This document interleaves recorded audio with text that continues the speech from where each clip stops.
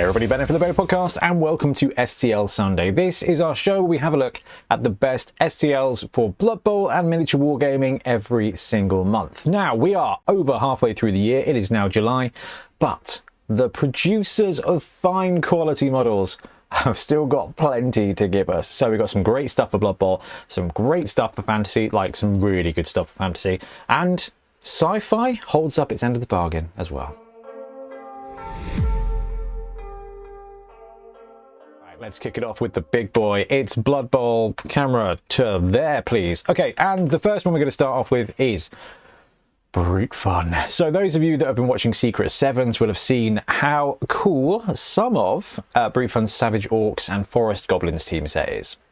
The spiders are exquisite, the goblins and orcs just perfect, but he has gone now into the tainted wastes of chaos and he's brewing up one of the most awesome Chaos Renegades teams I have ever seen. So we're going to start with the boring players because I think they're great and it just gets better. So the first part of the Renegades team, you've got some human linemen. Now Brutefun has done an exquisite job with this. I had to use basically my entire plate of the Saturn II, which is a chunky boy for all the different versions and parts for these models. Now, I've printed them off because I'll be doing a print pitch for them coming up very soon. I am super impressed. In fact, I might start building them on the Saturday stream, which will be coming out before this, so never mind. But yeah, right, so we've got a couple of linemen, another lineman, and then you've got the Goblin. So 3 linemen. Just standard linemen. You've got gribbly chaos bits, you've got some gross mutations, there are optional bits. This guy's got a gribbly tail, he's very nurgly. This guy's very corny because he looks like a core marauder, but he's got like a split arm and a throat mouth which is a bit dubious. And then you've got the Goblin. Now the Goblin comes with a host of different pieces. So you've got 1 head, 2 hands, 8 hands. I don't think there's actually 8 hands. Oh, Brutefun, you should have used some of the spider bits. Do that for us. I want to see a spider mutated goblin for this team. All right, so, and then we continue to what is just outrageous. And first up, you've got the big guys. And we've got a Chaos Ogre that honestly deserves to be in Warhammer Fantasy. They are just Sigmar. This is just better than anything I've seen Games Workshop do. My face is kind of in the way here. Well, it'll be fine. This is a chunker of a boy. I'm very impressed. And again, comes with multiple options. You've got the tentacle option there as well. You've got claws. You've got all sorts. Then you've got the 2-headed Dark Elf Runner. Now, this is kind of creepy as well, which is kind of, I think Brutefun's kind of let himself just cook a little bit. Let Russ cook. So you've got the Dark Elf and you've got all your standard Dark Elf accoutrement. He's clearly the Dark Elf. He's got the Dark Elf armor, the Dark Elf face, and then he's just got this gribbly stitched extra head. And I think this model comes with extra pieces as well. But I mean, it stands out well, but is also gribbly. This is a work of art. Then we've got the Orc. And the Orc, I mean, Brutefun does his Orcs really, really, really well. I'm actually super looking forward to showing this team off in print pitch. Again, loads of gribbly bits, and then a crushing Minotaur, a chaosified Minotaur, and it is very, very, very cool. So Brutefun's part 1 of Renegades is out now if you back him on the Patreon. Or is he on Tribes? Well, he might be on Tribes. But anyway, coming up on Tribes, we've got the other print pitch this month, which is UGNI. UGNI have done a Norse team, or at least part 1 of a Norse team. And actually, you know what? I forgot to check what you get. So let's have a look and see if we can identify the positionals. You've got a Valkyrie here, got a Blitzer here, Ulfborner here, lineman, Piggy, and a very cool Yeti. Different kind of angle with the face, and I think it works really, really, really well. Now, to be fair, if you want to do some mirroring, that's enough for you to run a team. But that does mean that part 2, UGNI can drop a star player, the alternate positionals. Very, very, very cool. Yeah, this one definitely caught my eye. Really great sculpts. UGNI just does excellent work as well. So you've got kind of the 2 best sculptors here popping out. 2 great teams. There's a few good Norse teams around, but this one I think is going to launch itself into competition as being the top Norse team kicking around. The piggies are wicked. Right, werewolf. Yeah, so it is the elf warrior, and you've got the Valkyrie and the berserker. Look, I love that the berserker actually stands out. It's not just another lineman with spikes. He's a big lad. He's got good posing. The Valkyrie, obviously, because of the different style, the different kind of aesthetic, they're kind of halfway between Norse and Amazons. I like it. Really, really, really cool. Big fan of that one, and that is why that is also on the print plate. Now, I'm going to talk about Punga's release this month. This one didn't tickle me quite as much, but it's Punga, so you know the quality is going to be good. This is part 2 of their Matador team, and this will fill out your nobility side, because you've got 1, 2, 3, 4 bodyguards there. You've got a little halfling with a bull mask, which I do like. You've got another human lineman. Now, there's 2 more of the actual bullfighter Matador chaps, who are your blitzers. I think this is a thrower, and you've got a few more linemen to pad out the roster. It wasn't entirely my style, but you can absolutely appreciate the sculpts. And one more to talk about for Blood Bowl. Again, didn't really take my fancy to the point where I wanted to put it on the print, but the Grail Guardians have dropped from Realm of Paths. Now, this is like a human knight team. They've got 4 big knights here, so again, shooting at the nobility space. If you're looking for a nobility team and you want to paint up some Bretonnian stuff, this is a pretty cool mixture.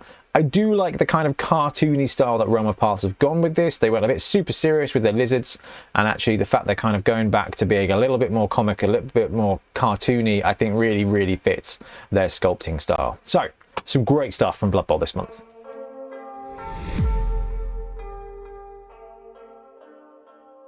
And even though I love those releases, there is a release for fantasy that I think just absolutely takes the monthly biscuit. Right, let's move my face. Highland's Miniatures have dropped the best STL of the year for me, which is a High Elf Dragon. But they've done a monthly release, and not only do you get a full-on High Elf Dragon with 2 different riders with multiple head choices, because you've got the Games Workshop IP infringing dragon helm, and then you've got their kind of like neutral helm. But you also get a Moltres and an Articuno being ridden by High Elves. One of them's got a Phoenix lad, and there is a wizard for them as well. And then you've got a bunch of hero models, you've got standard bearers, you've got heroes. It's very, very, very cool, but it is all about the dragon and the phoenixes. So there are 2 phoenixes. There's an ice phoenix and a fire phoenix that's based on the Games Workshop kit. So if you are getting into the old world, or you just loved High Elves back in the day, this is the month you need to back Highland Minis. Now, the High Elves are spot on. They are exactly what you'd want to relive your 6th edition dreams. I have printed many of these. I have printed this dragon because it is just phenomenal. Here we go. Look at this big boy. Look at that model, and tell me that doesn't absolutely make you want to play Warhammer Fantasy Battles in one way or another.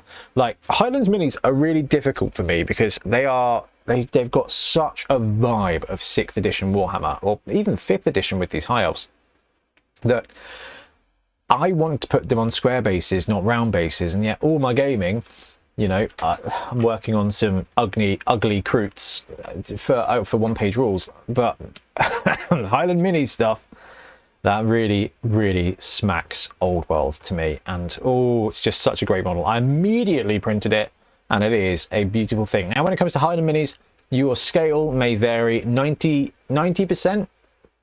or 92% for your heroes is where you want to be, which means you will have to re-support it yourself if you want to print it at Fantasy Battle scale. 100% scale is the Age of Sigmar scale. So if you're old worlding and you want to line them up to the old High Elf scale, it is 92%. I mean, you got to give it to him. The phoenixes are brilliant as well. The little like Articuno tail swoosh, it's just exquisite. Right, moving on to some more fantasy is Avatars of War. We don't normally get a chance to show off any of their stuff because they do very ad hoc releases. But at the moment, if you back them, you will get the Goblin Archers multi-part regiment. And I haven't shown off any Avatars of War. This stuff came out, I don't know, maybe mid-2000s, late 2000s, and early 2010s.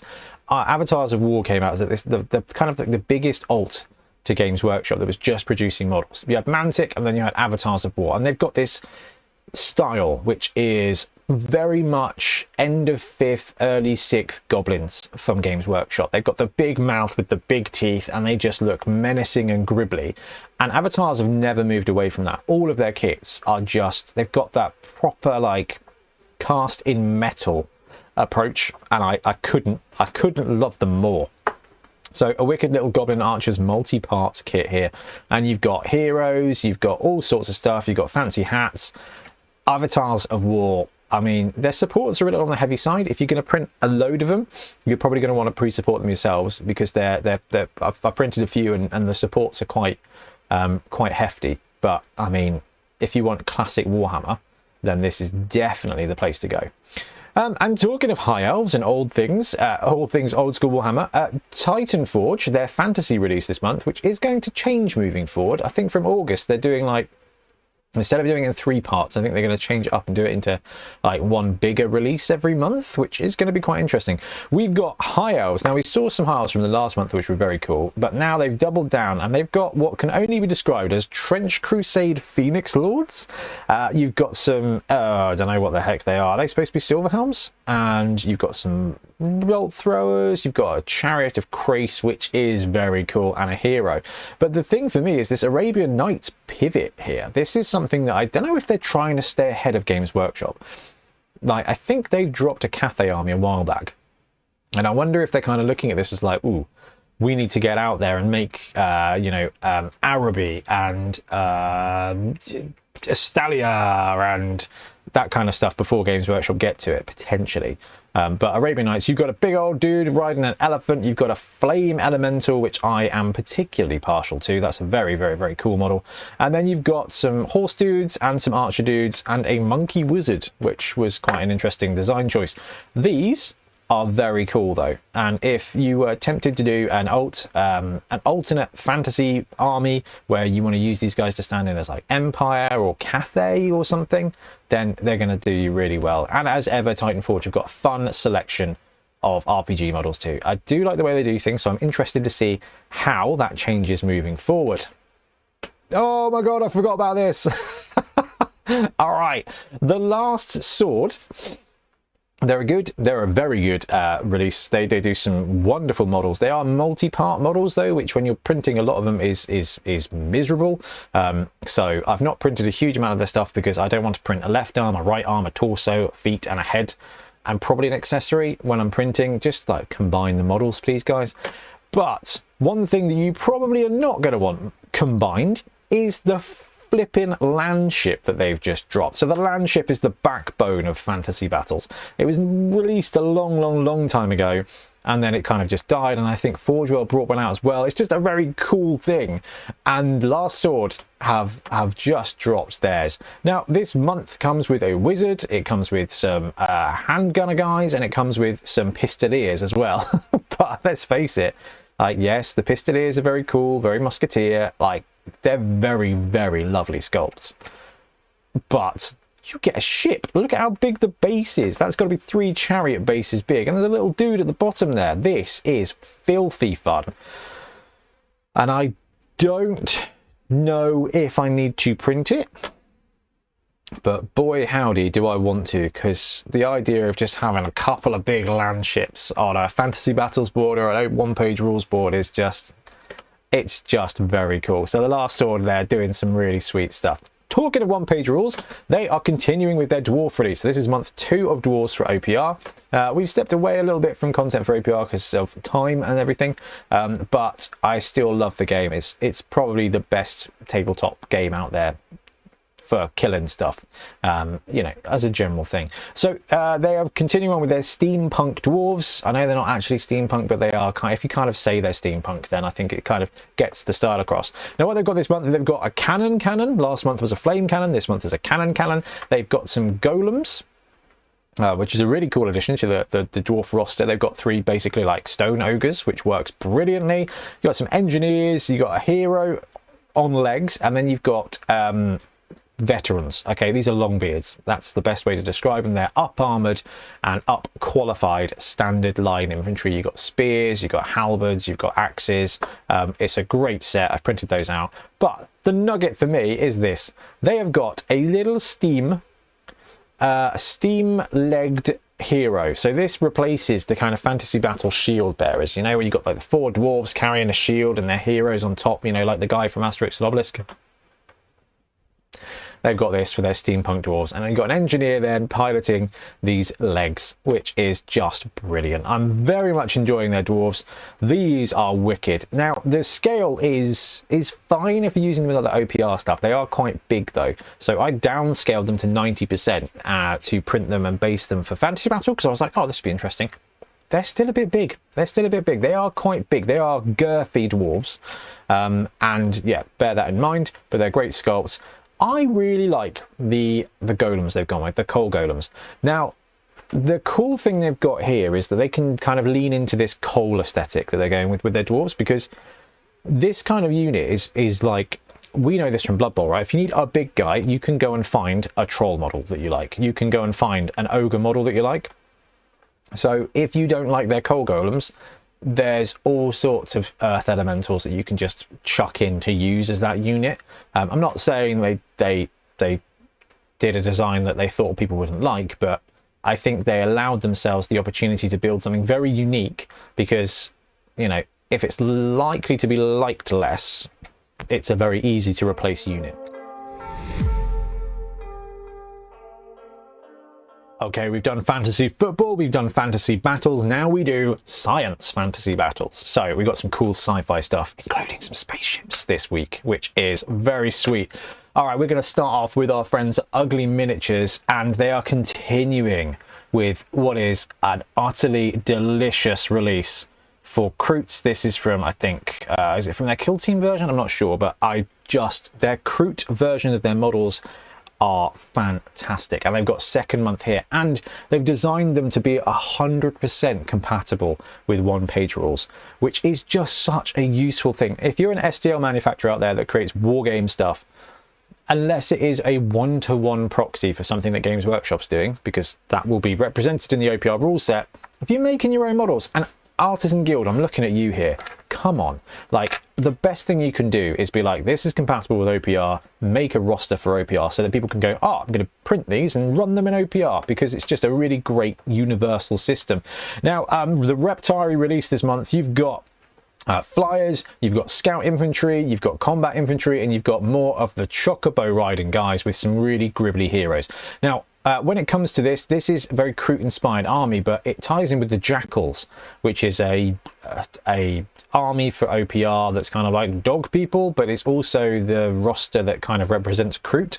So it's an interesting one, but they've fleshed out Croot basically, and Ugly has nailed it, right? You've got the Croot element where you've got the bestial kind of barbaric people, and then you've got this over kind of evil looking chaos technology that's kind of bolted on with them. I think this works so well, because you end up with this kind of natural tribe kind of vibe, and then you've got these cool bionics. So you've got these Croot here with up armored, up gunned, and little monoculars here with definitely not Tau weaponry.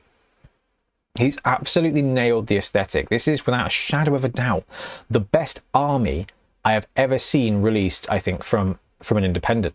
Like, the fact that he's sculpted basically the whole army, lined it up with OPR. This is something that I don't think I've seen before, and I'm super impressed. See, you've got the tribal guys here, you've got the scouts with weapons, and then you've got the gribbly Batman, the gribbly tech. Oh, it's just such a brilliant like amalgamation of what Croot could have been and the rules. And then you've got the cute chocobos as well with some great hero models.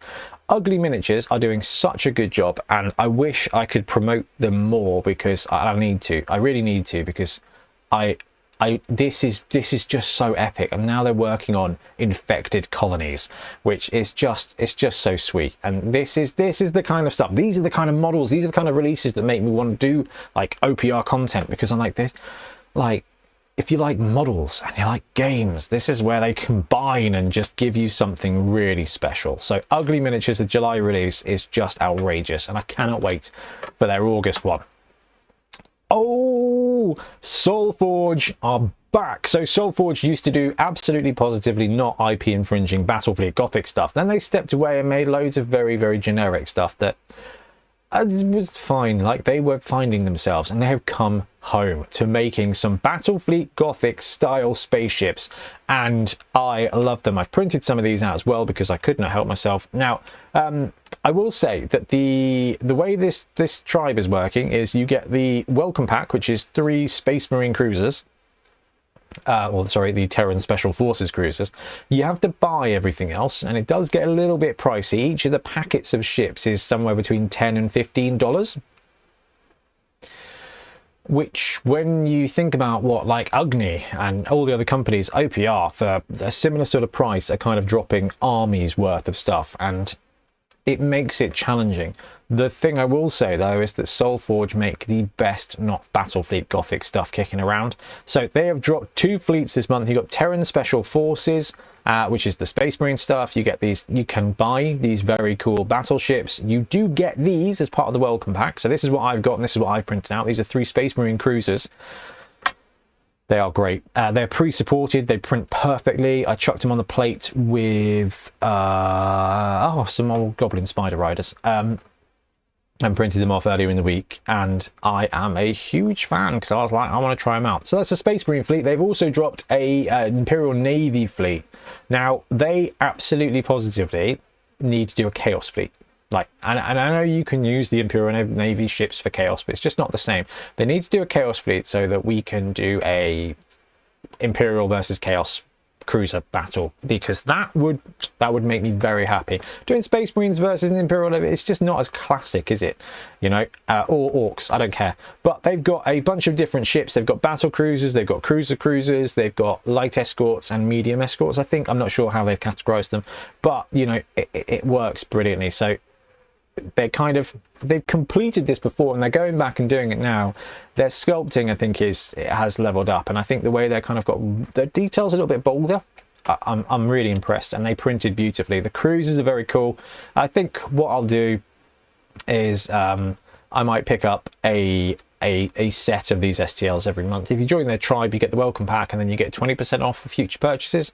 I think one bunch of ships every month for a tribe subscription, I think I'd be happy with. It's interesting where they've just gone boom, whole release, because that can be very expensive. You're looking at, I think, about $90 to get both fleets, which is, it's a lot for STLs. Like, it's not a lot for Games Workshop, but it is quite a lot for STLs.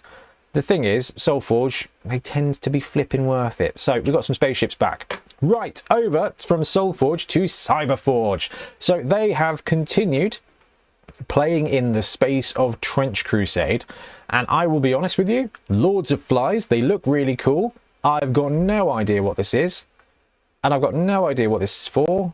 I want to say Sultanate, but I do love the general gribbliness of this. I don't care whether this is usable in Trench Crusade or not.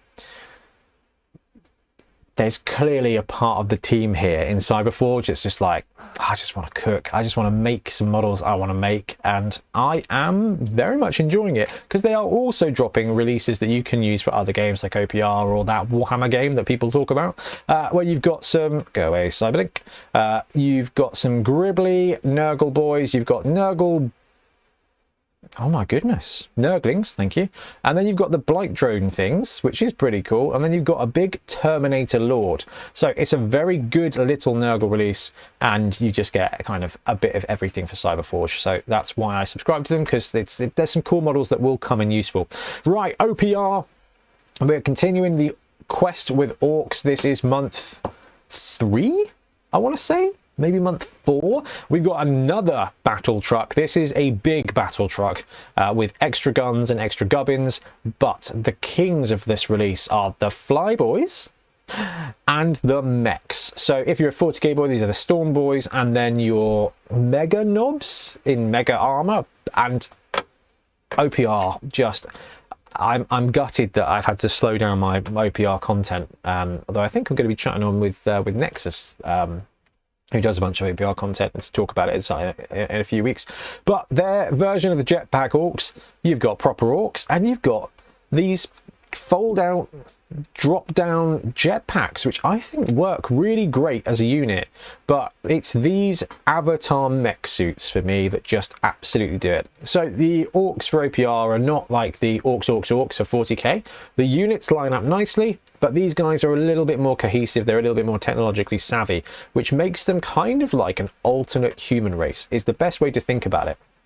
They're burly, they're savage, they like stabbing and cutting, but they're kind of, their tech thing is, this is kind of like a halfway house between another human race, a human style faction, and Games Workshop orcs, and I think it works really well. It's very different, it's not a one-to-one clone, but I am very happy with what I'm getting. The mega knobs are very cool. These armor suits, like this is dangerous. I hate doing STL Sunday because I'm like, I haven't printed these yet. Do I need to print these? The jump pack guys are wicked. Every month OPR are like, here's a little bit of this army, and you could be like, oh, that'd be wicked to print that out and play with that. That is something they do very well. So I look at this and I'm like, oh, a squad of jump packs, maybe a jump pack hero, and then a big squad of like these stompy robot dudes, and then a robot hero, and just well done. Look at this, it's so cool. And I'm thinking, right, I'm working on the Space Hulk board. Do I want to print these out and run these guys in Space Hulk and do an OPR and a Space Hulk? And that is what this is about.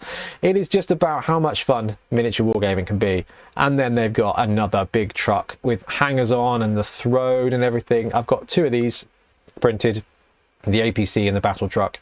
I'm probably not going to print the giant truck, but okay, so that wraps it up for what I think are the best STLs of July, but you may have seen something that I haven't. So please let me know in the comments below if there's something else out there that you've seen that you want me to print and have a look at, or that you just want me to share the word on, because this is the golden age of resin hobby, I swear. Anyway, I'm going to wrap up. Thank you very much for watching. We'll be back soon with more wargaming content. Happy blocking.